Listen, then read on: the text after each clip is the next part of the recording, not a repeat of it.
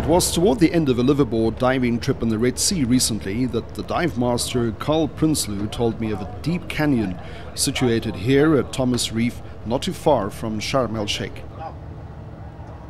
The prospect of diving into the canyon was interesting, particularly when Carl said that no video had ever been shot down there, since none of the underwater camera housings that videographers normally bring on these trips were tested to that depth. Thomas Reef is part of a small cluster of 4 reefs in the narrow strait between Tehran Island and the east coast of the Sinai Peninsula. Seen from the air, the top of the reef is no more than a large slab of green just beneath the water surface. I wanted to shoot some video down there, and Carl invited me, along with Reg Scully, a diver from Richards Bay, to dive into the canyon.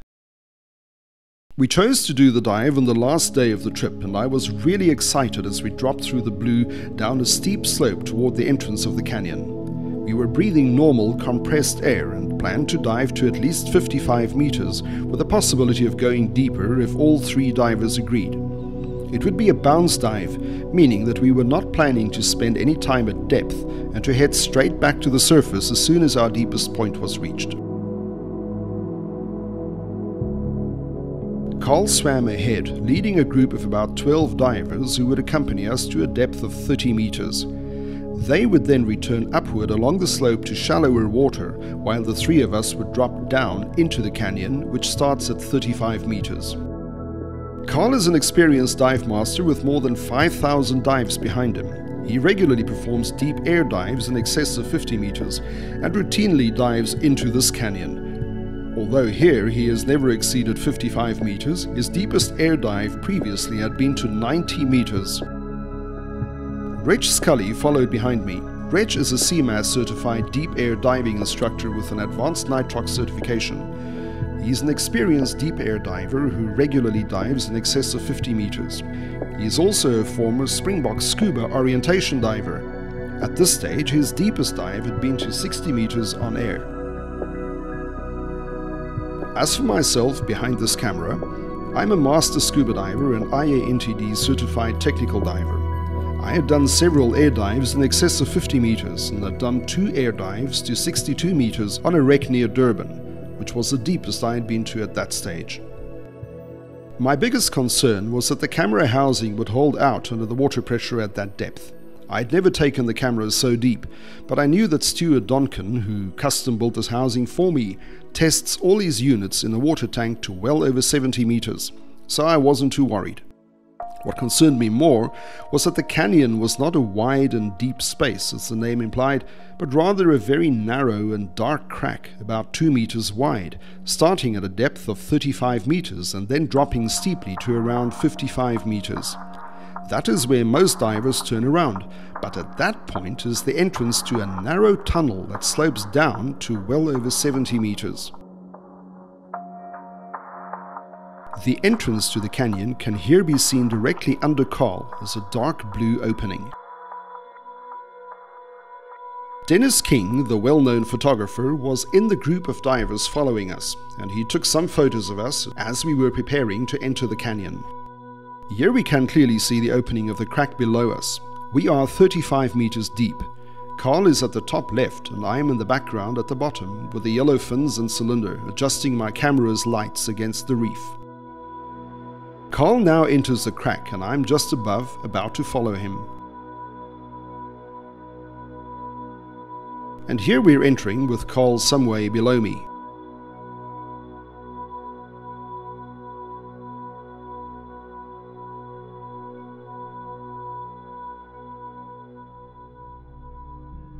We had agreed that I would swim ahead of the others. The reason for this was to get a clean shot of the canyon as we dropped into it without the risk of sediment being kicked up by divers in front of me. So eventually I overtook Carl and dropped down in front of him. The passage was narrower than I expected and the walls on either side were vertical. The water was not very clean and I was having backscatter problems from suspended sediment. The only solution was to switch off the camera lights. The effect was quite dramatic. For the first time we could see deep into the heart of this valley.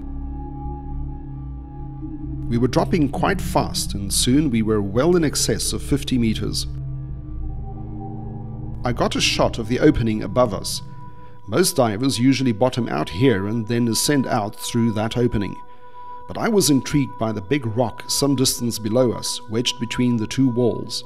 It had an almost human face on it, and below it was the entrance to a narrow tunnel that dropped even deeper. I turned the lights back on to see where I was going. I could then clearly see the tunnel opening and the floor sloping down very steeply. At this stage, Carl pulled me by the leg. Since he had not been into the tunnel before, we wanted a signal agreement between all three of us before proceeding deeper. I then signaled my intention to continue and slowly moved forward. My computer now warned me that I had exceeded the oxygen partial pressure of 1.6 bar, which is the highest that oxygen can be breathed safely. We were now beyond 66 meters and heading deeper. I could now hear the regulator whining with every breath, and I could feel the airflow tightening on the demand valve.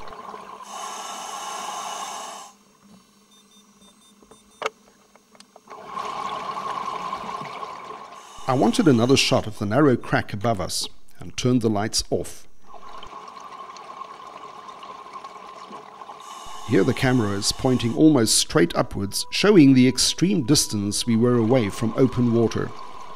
The light filtering down through 70 meters of water was soft and blue and very beautiful.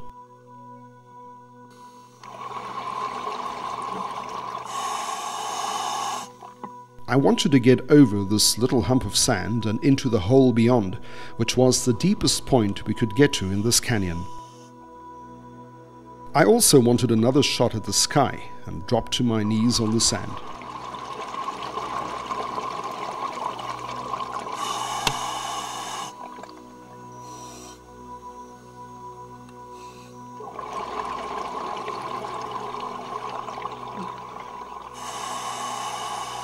At this point, Carl overtook me and headed down into the hollow.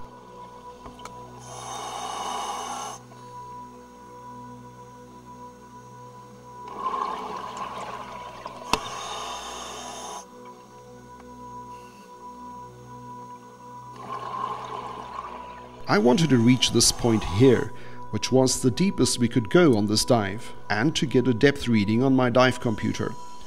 A little lyre-tail hogfish swam by, and this was the deepest I could go.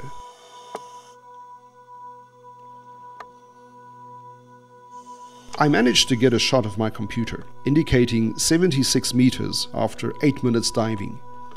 We had dropped over 40 meters into this long, narrow corridor. Ahead lay a long ascent and 12 minutes of staged decompressions. I swung the camera back to Reg, emerging from the tunnel behind me, and Carl just over to my side. I began feeling the effects of nitrogen narcosis and made quite a rapid ascent to reduce my depth and the effects of the narcosis, and also because I wanted a good shot of the other divers ascending towards me. I was swimming vertically along the wall quite fast. At that depth, the pressure differentials are small and it's possible to make quite a rapid ascent to around 55 meters without serious danger.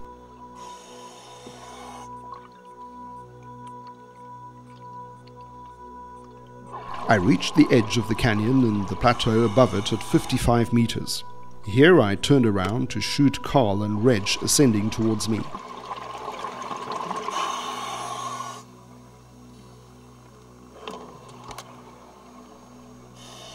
Looking down on them emerging from the canyon really brought home to me how deep we had been, and at that point we were still very deep at well over 50 meters.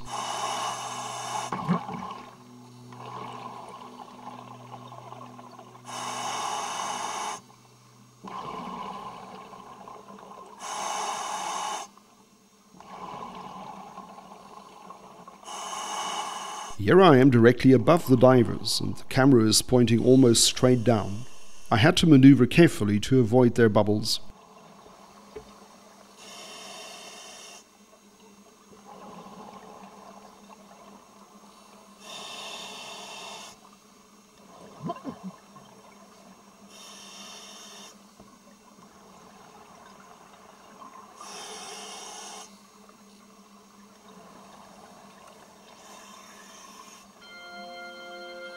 There was some time to take a last look at the canyon below me.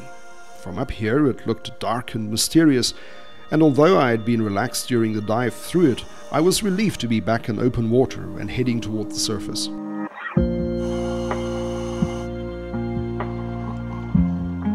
At the edge of the crack, my computer showed a depth of almost 54 meters, still very deep by all standards. We had been diving for 11 minutes and I had a mandatory decompression stop ahead.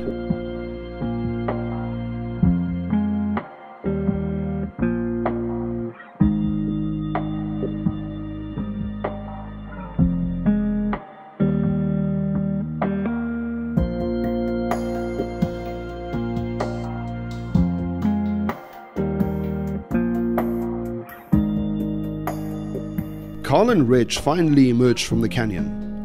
Carl wanted to know if we were okay. I had both hands on the camera and couldn't signal him, so I vigorously nodded my head. We then slowly made our way across the plateau towards shallower water. After some time I looked up and saw Chris van Zyl hanging some way above us. That was a welcome sight. Chris had been following our bubble trail along the canyon for the entire dive to be sure we were okay. We were still deep at this point, at well over 40 meters. I glanced at my pressure gauge and was alarmed to see that I was running lower on air than I wanted to be at this stage, particularly with some lengthy decompression stops ahead. This is the usual problem when diving with a camera system with a mass of over 25 kilograms. It greatly increases air consumption, even when you move as slowly as possible. We eventually came across two other divers, Johan Malan and Christel Bierkes, swimming along the slope higher up, taking photographs.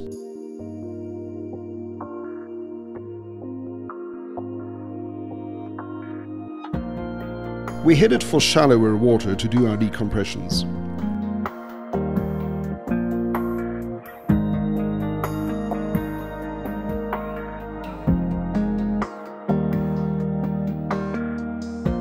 Chris stayed with us to the end of the dive, something I really appreciated, and it was comforting to know that Reg was always there somewhere behind me.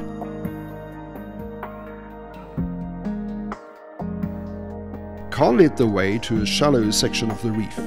I had a total of 12 minutes of decompression ahead and spent some time filming fish and other divers, and also thinking about things.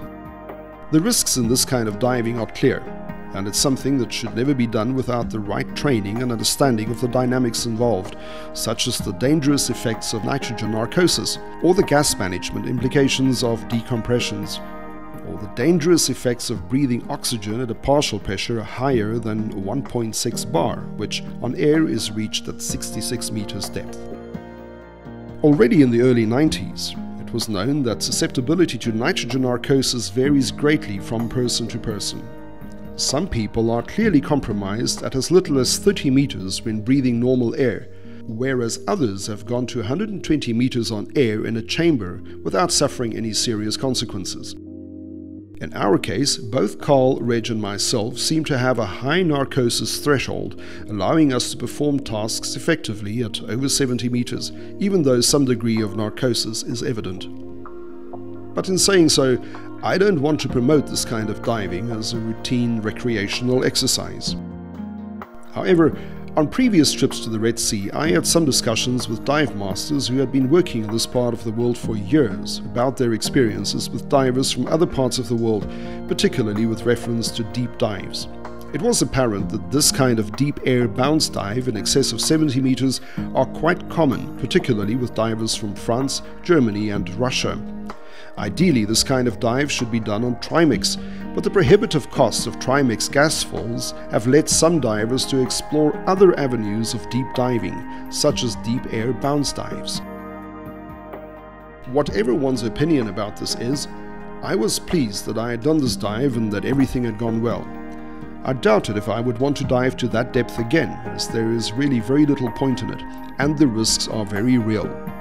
And if I did, I would prefer to put in place a few emergency backup plans, mainly around the gas management side of things. Also, I was really pleased that the camera housing held out well under a total pressure of over 8.5 bar. And as for myself, well, I felt fine. Once back on board, Reg's wife Irene took a photo of the three of us. For Reg and myself, this was the deepest we had been. And for Carl, well, although he dives this canyon once every week, it was the first time he had been through the tunnel. Later that same day, we did 2 more shallow reef dives that brought our liveaboard trip to a close.